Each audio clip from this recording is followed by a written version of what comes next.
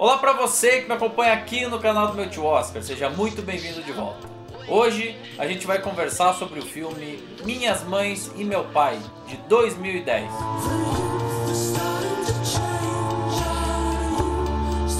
Até pelas regras permitirem um número relativamente elevado de produções indicadas, 2010 foi o ano em que a Academia diversificou bastante a sua lista de escolhas na categoria de melhor filme. A exemplo do que a gente viu na última análise aqui do canal, com o filme Inverno da Alma, Minhas Mães e Meu Pai também é um desses filmes independentes, menorzinhos, que começam a fazer sua carreira nos festivais de cinema. A estreia desse filme que a gente está analisando agora aconteceu justamente em janeiro de 2010, durante o Festival de Sundance. E a partir daí ele seguiu seu caminho, finalmente entrou em circuito mais à frente e chegou finalmente na temporada de prêmios indicado ao Oscar de melhor filme. Well, we've been contacted by a young woman who conceived using your donation, and she's asked if you'd be open to having contact with her. Yeah, I'd be conceivably into something like that, yeah. Great, Mr. Hatfield. I'll let her know and get back in touch soon. Esse filme foi realizado a partir de um roteiro original escrito pela dupla de roteiristas Stuart Blumberg e Lisa Cholodenko, que também é a diretora da obra. Na história, a gente conhece um casal de lésbicas que mora junto e constitui uma família. Elas têm 2 filhos, Johnny e Laser. Eles, por sua vez, foram gerados a partir de um mesmo doador de esperma que fecundou 2 óvulos diferentes, um em cada útero. Já na adolescência e prestes na verdade a completar sua maioridade, a fazer 18 anos, a Johnny então decide ir atrás de seu pai biológico para conhecê-lo. Wendy at the cryobank was talking about maybe... Oh, yeah, well... Actually, my brother asked if I'd call you, because I'm 18 and he's only 15, which is too young to call. Anyway, he'd like to meet you. Yeah, if you want to. Your brother? Yeah, well, technically he's my half-brother. Each of my moms had a kid, with your sperm. Like in both of them? Yeah. Like in 2? Uh-huh, like in gay. Oh, right on. Right on, yeah, cool. I love lesbians. O filme segue focando suas atenções principalmente no casal, formado pela Jules e pela Nick, e pelo doador de esperma, o Paul. Trata-se, no entanto, de um elemento estranho, de uma nova configuração das relações que estavam até então estabelecidas ao longo de pelo menos 18 anos aí de convivência entre esse casal de lésbicas. Isso inevitavelmente vai afetar as relações entre elas, o dia a dia do casal e inclusive o relacionamento interpessoal e, claro, a relação delas com os filhos. Então essa atitude de procurar o doador de esperma acaba quebrando a estabilidade até então existente naquele núcleo familiar. E o que até então vinha sendo desenvolvido numa tranquilidade relativa passa a ser um turbilhão de emoções novas. Look, we have to be smart about this. If we act like grubby bitches, we're just gonna make it worse. I know. Let's just kill him with kindness and put it to bed. I'm with you, honey.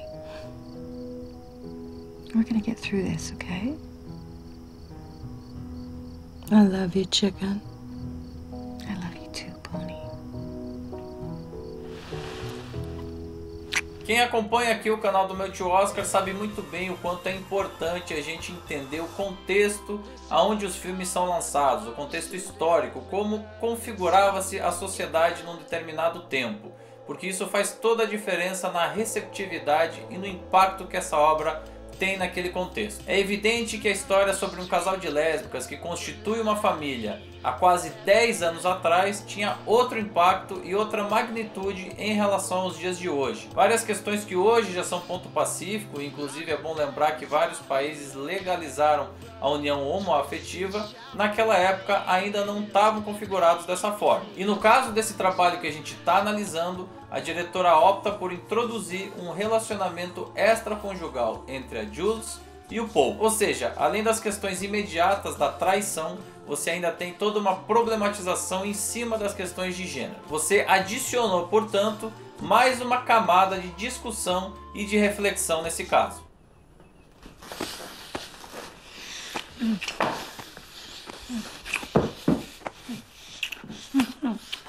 Why, you don't want to? No, I have a guy outside. Oh, yeah, right, the guy.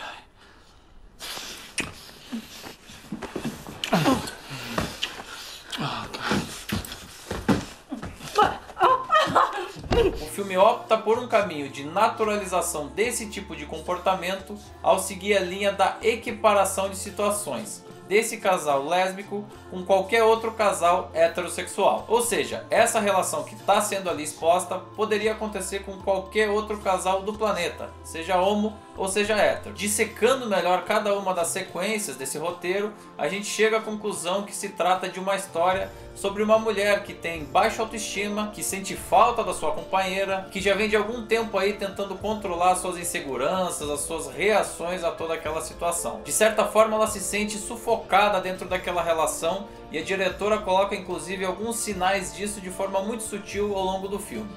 No iniciozinho, por exemplo, a gente tem aquela cena onde a família está jantando, tá ali na mesa, e é muito claro como a Nick se senta na ponta, o que é uma relação de poder, uma demonstração de superioridade e de controle da situação. Mais à frente, a própria Nick pega alguns cabelos que estavam ali entupindo um dos ralos do banheiro e que eram da Jules, e faz uma cobrança. Poxa, você está aqui deixando seu cabelo. Isso de certa forma é um controle também sobre a outra pessoa. É uma forma também de se colocar como uma estabelecedora de regras daquela relação. Por fim, em várias discussões do dia a dia a gente percebe o quanto a Nick não tem confiança na própria capacidade da sua companheira de fazer as coisas, de trabalhar, de ter uma iniciativa própria. Parece que ela quer controlar todos os passos da companheira, quer ter o controle sobre ela. I'm just saying, the plan was to limit his involvement. You're unbelievable. I mean, you're all about me getting clients, and then I get a client, and you're like, oh, He's no, not just not a him. client, Jules. He's our sperm donor.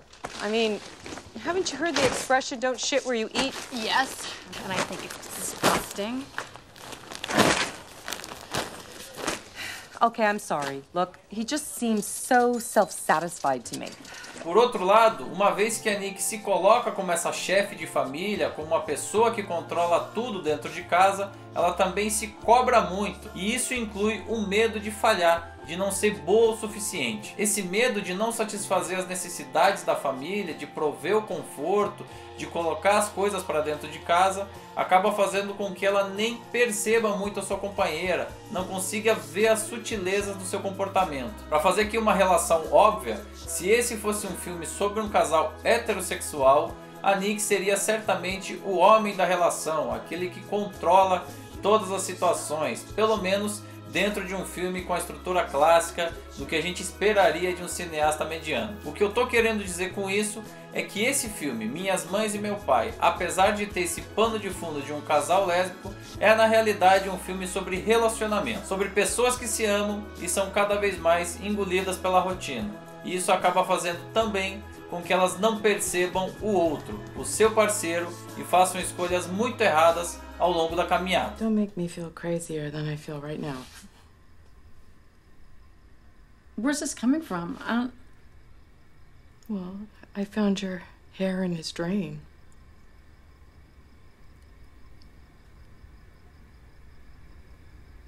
Because I was working and I got dirty and I took a shower. Yeah. Did you take a nap too? Ainda que alguns críticos apontem essas características como sendo uma fragilidade da construção dessa história, eu vejo isso pelo contrário. Eu gosto da naturalidade com que essas questões são tratadas. Na minha opinião, dentro de uma sociedade preconceituosa, é importante a gente demonstrar como nenhuma família é perfeita, como na verdade todas as questões que estão presentes na nossa família ou na família do vizinho podem estar presentes em qualquer outra família da face da Terra. Não importa que família seja essa. Ninguém é perfeito, todas as famílias têm os seus problemas particulares e os relacionamentos estão sujeitos aos mesmos percalços, sejam eles homo ou heterossexuais. Essas nuances podem parecer sutis, mas na verdade são muito importantes. você não tem em nenhum momento um filme militante que levanta uma bandeira ou que tem um grito de guerra. Esse casal de mulheres é como qualquer outro casal do planeta, que tem as suas questões específicas, que tem os seus problemas, que tem as suas falhas no relacionamento, afinal de contas ninguém é perfeito. E ainda que a estrutura do filme como um todo, aí já pensando também na questão do roteiro, seja bem clássica,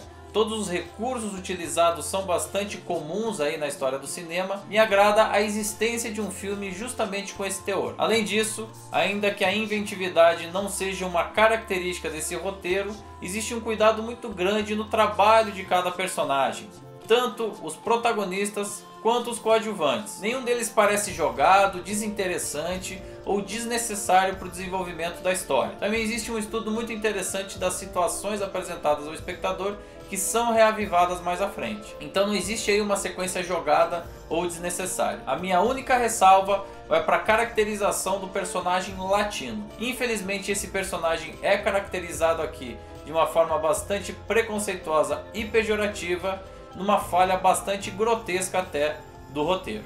What's that look you're giving me? What look? The look that you're giving me right now. No, that's no look. That's just my face. Yeah, I'm not gonna play this game with you. You know, you can keep your judgments to yourself. No, I didn't give no look, señora. I don't ask why you blow your nose all the time. If you have a drug problem, then that's your No, business. I don't have no drug problem. I have allergies. Then why are you a gardener?